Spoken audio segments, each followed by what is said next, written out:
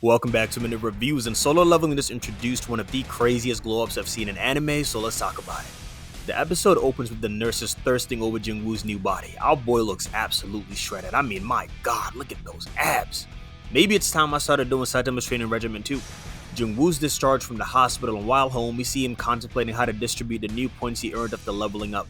Jingwoo splits his attribute points into strength and agility, which means we'll potentially be seeing an extremely fast character that hits like an absolute freight truck.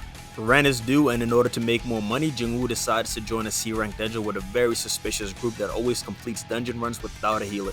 We also meet a pretty funny D-ranker named Jingho, a rich kid with some pretty sweet gear way above his level, but he's pretty chill.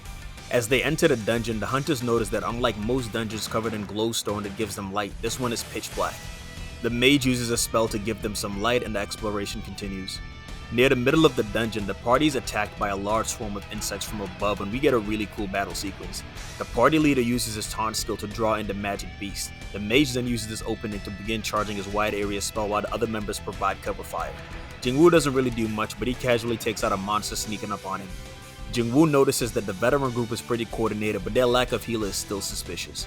After the fight, the group notices that some of the monsters had already been previously injured, and it seems like they were fleeing from a monster, most likely the dungeon boss. We cut away to one of the country's 7 S-rank hunters training, and this man looks like an absolute beast. I know it's still early, but I'm really looking forward to seeing how strong all the S-rankers are, and I wonder if Jing will eventually have to fight against some of them. The party arrives at the boss's chamber and stumble across a huge reserve of mana stones easily worth billions. After a dungeon boss is defeated, the gate normally closes, so they need to mine the mana stones first before beating it. Luckily for them, the dungeon boss is currently sleeping, giving them the perfect chance. One of the veteran members apparently forgot some of the excavation equipment, and the party leader tells Jingwoo and Jingho to wait in the boss's room while they go back and get it. Very suspicious. After the veteran group exits the boss room, they seal off the entrance, trapping them inside. The noise from the explosion unfortunately wakes up the boss, and this thing looks terrifying. I'm not a huge fan of spiders, and I know I'd be pissing my pants if I was in this situation.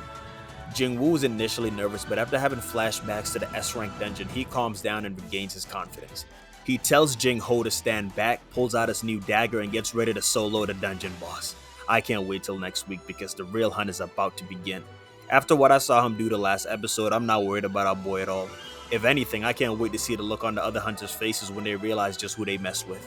If you enjoyed the video, a like and subscribe would be greatly appreciated. I cover tons of anime from the most popular to the most obscure, from seinen to comedies, from shonen to mysteries. Whatever your flavor is, I got you covered.